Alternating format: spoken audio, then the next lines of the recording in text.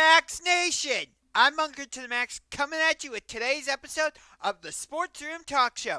A salute to you. Now, before we get going, if you haven't done so already, make sure you punch that subscribe button like a UFC player, hit the like button with the Judas effect courtesy of Chris Jericho, and deliver a curb stomp to the notification bell courtesy of the World Heavyweight Champion, Seth freaking Rollins.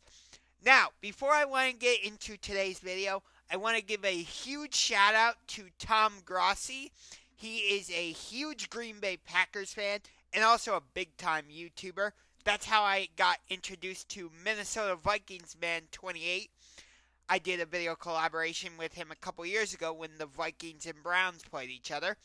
Hopefully, in a couple seasons when Minnesota comes here to Cleveland, he and I can reconnect. But again, Tom is, like I said, Tom Grossi is a huge Green Bay Packers fan and a big-time YouTuber. Right now, he's doing something called 30 and 30. He is visiting all 30 NFL team stadiums in 30 days. Unfortunately, when he was here in Cleveland back on June 3rd, I was not able to head down there and see him because I was actually out of town in Boston.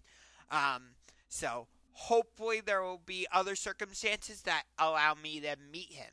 But in the meantime, on June 24th, Tom is going to be in Seattle to see the Seahawks.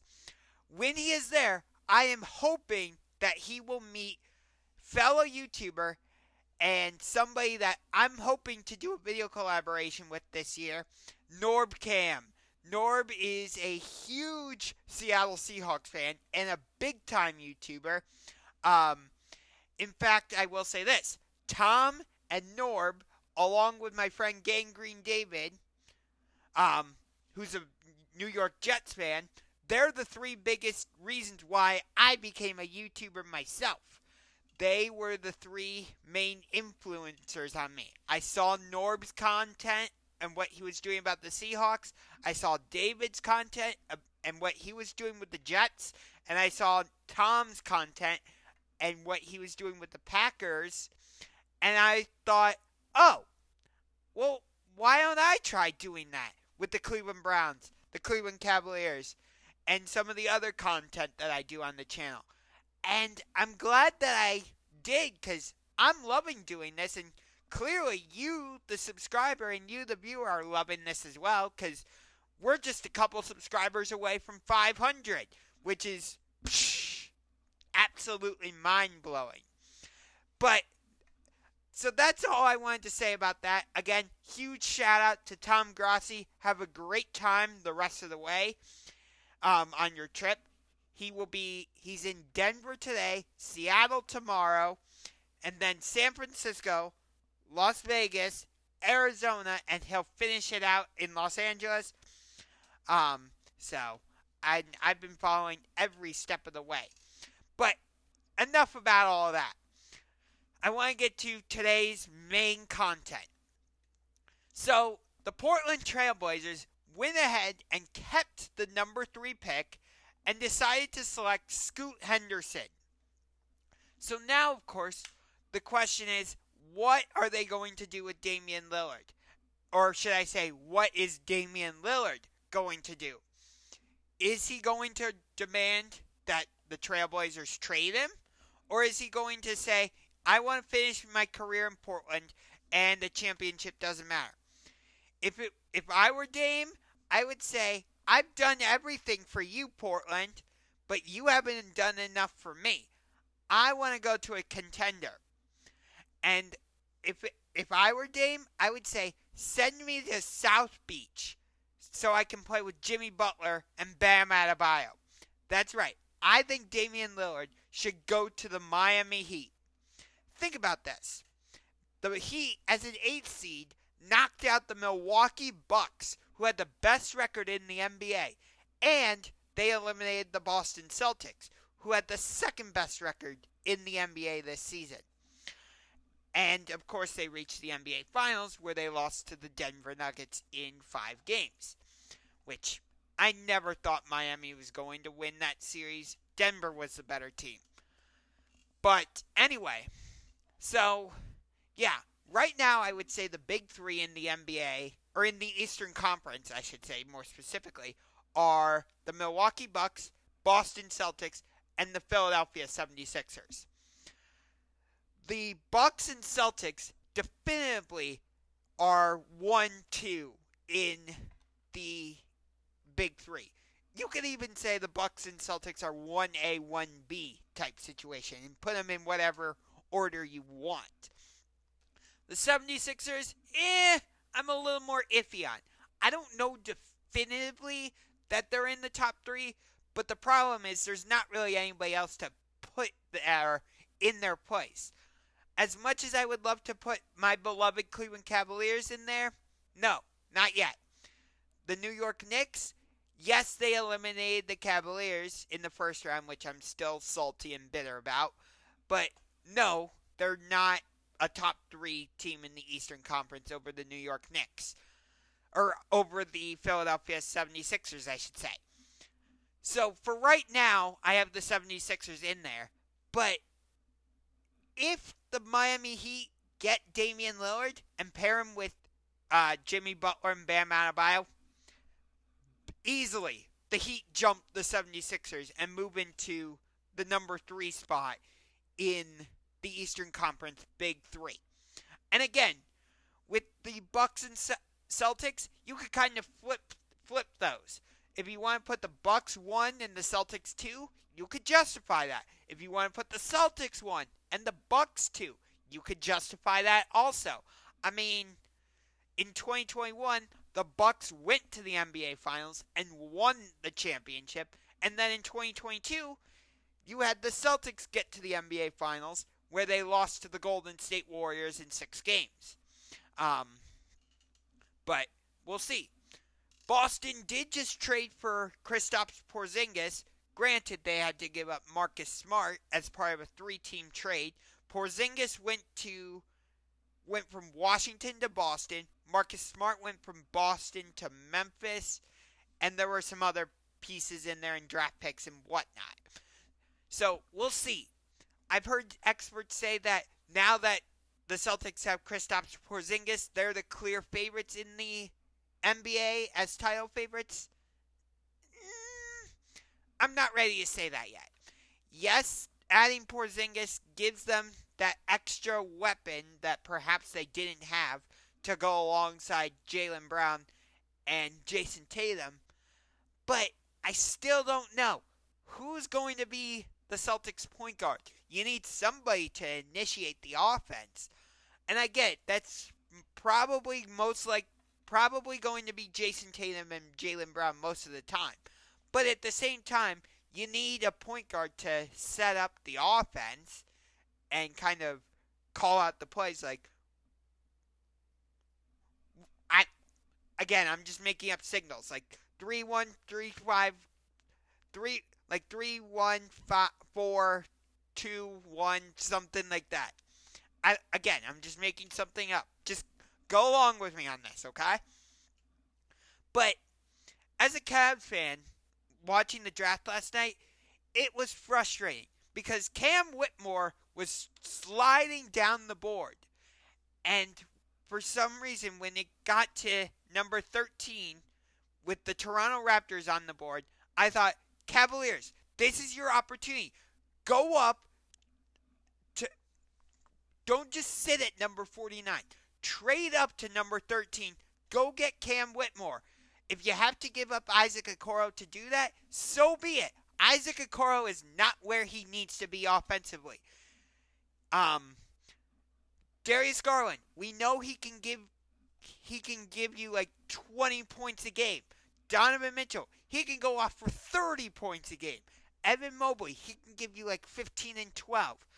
I'm not sure if we're going to keep Jared Allen or not. There's rumors that teams are interested in him. I'm on the fence about Jared Allen or not. But I am totally out on Isaac Okoro. He needs to go.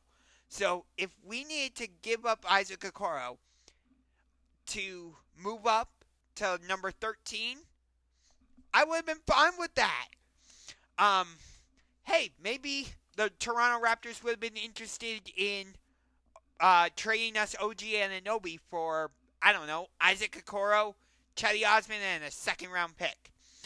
Although, maybe Masai Ujiri would just laugh at Kobe Altman and say, yeah, no, I'm hanging up on you. But who knows? Maybe you could do Chetty Osman, Isaac Okoro, and a future first round pick for OG Anunoby. Kyle Kuzma is available. I know he's going to demand like 30 plus million, but maybe if you can get him on a reasonable contract, he could slide into the starting small forward position.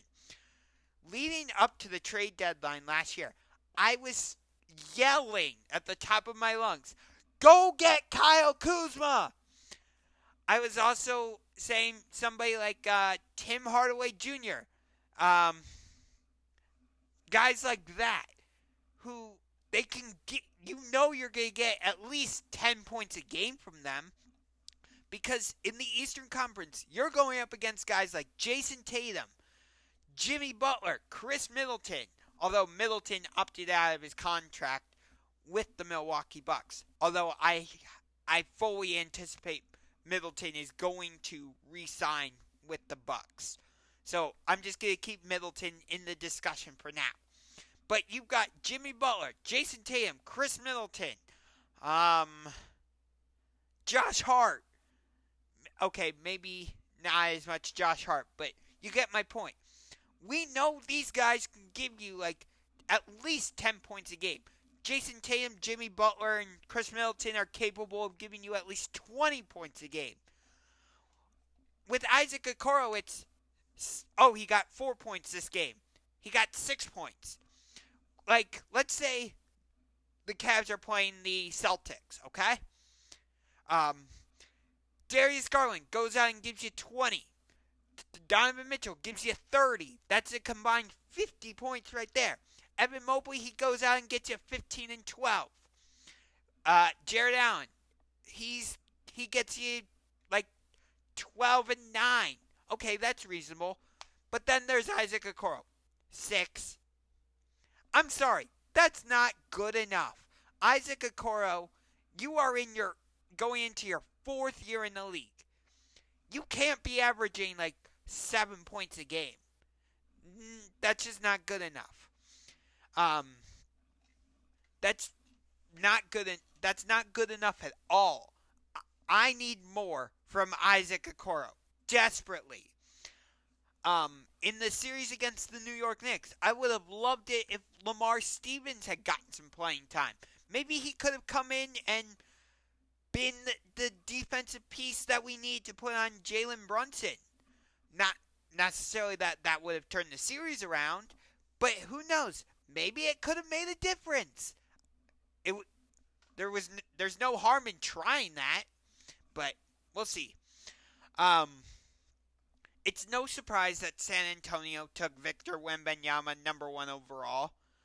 I'm hoping that when the NBA releases its schedule later in the summer, I would guess sometime in August, at least one of the 2 games between the Spurs and Bucks is on national TV. Whether that's NBA TV, ESPN, ABC, TNT, one of those. Because I want to see Victor Wembanyama go up against Giannis Antetokounmpo. I think that would just be a fantastic matchup to watch. Do I think the Spurs are going to be playoff contenders this season? No, but I think they will be an improved team. The Western Conference is going to be very interesting this season. The Denver Nuggets aren't going anywhere. They're the defending NBA champions. The Phoenix Suns went out and traded for Bradley Beal, but they literally have no depth, so I think they could be a little bit screwed. The Golden State Warriors, they still have Steph Curry. They still have Klay Thompson. I would suspect they're going to re-sign Draymond Green, so you know they're going to be a factor. Although they made the really head-scratching move of trading for Chris Paul, which makes no sense, because I don't think Chris Paul fits in with what the Warriors want to do offensively at all. Because Because the Warriors want to play this fast, up-tempo style of basketball that requires a lot of ball movement. Whereas Chris Paul wants to play slow down, pick and roll style offense. I don't know how that's going to click. See, I can't even get my fingers to come together. Yeah, no. I can't include the Los Angeles Clippers in this discussion because Kawhi Leonard and Paul George can never stay healthy. And at this point, I don't know what Kawhi Leonard has left in the tank. You know, the Los Angeles Lakers are still going to be a factor. Anthony Davis, LeBron James. They need to keep Austin Reeves. They need to keep Rui Hachimura. I think they need to get rid of D'Angelo Russell, though. Memphis, I'm not going to get into the whole John Morant thing.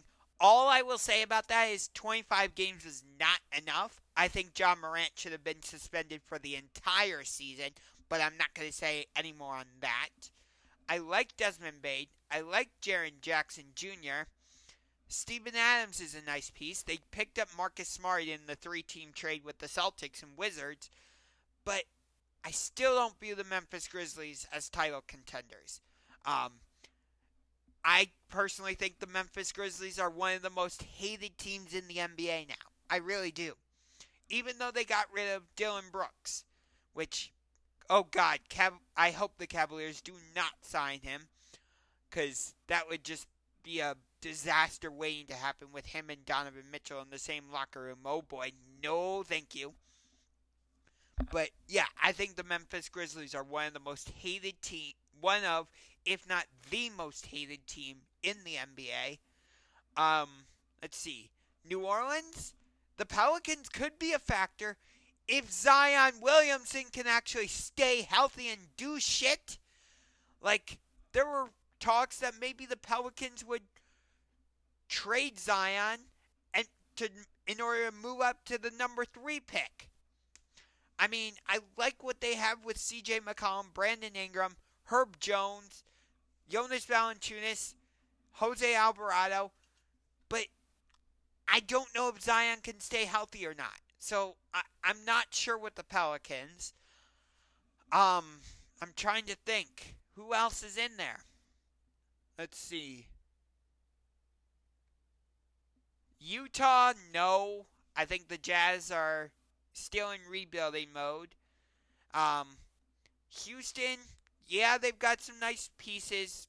And Ime Udoka is going to be a great head coach for them. But I think it's still too early for them. Sacramento, the Sacramento Kings, I think they're still going to be a factor. They got a good taste of what it's like to be in the playoffs. Pushed the Warriors to a Game 7. Sacramento would have won that Game 7 if Steph Curry hadn't gone off for a freaking 50-point game in Game 7. But I think Sacramento would have lost to the Lakers in the second round. So I don't think Sacramento would have won the championship or anything like that, because even if the Kings had gotten past the Lakers, I think they would have fallen to the Denver Nuggets. Which, again, congrats to the Denver Nuggets. First championship in franchise history. That's pretty cool. You could make an argument that Denver is actually title town, because the Avalanche won the Stanley Cup last year, and the Nuggets won the championship this year. So, an argument could be made there. By the way, that's where Tom Grossi is today. He's at the Broncos Stadium. I think it's called Empower Field at Mile High, something like that. I'm not 100% sure. I get confused with the Broncos Stadium. But the Broncos recently won a Super Bowl back in 2015. Like I said, the Avalanche won the Stanley Cup in 2022, and the Nuggets won the NBA Finals this year. So I think you could make an argument that Denver is title town. Except you have the Rockies, who haven't been relevant since probably 2007, when they somehow made it to the World Series but got swept by the Boston Red Sox. Which Cleveland would have won that World Series in 2007 if they hadn't blown a 3-1 series lead to the Red Sox in the ALCS. But you can't change the past. Time traveling hasn't been invented yet. Oh well. But that's going to do it for this episode of the Sports Room Talk Show. If you liked what you saw, make sure you punch that like, subscribe button like a UFC fighter, hit the like button with the Judas effect courtesy of Chris Jericho, and deliver a curb stomp to the notification bell courtesy of the World Heavyweight Champion Seth freaking Rollins. And I will see you next time on another episode of the Sports Room Talk Show.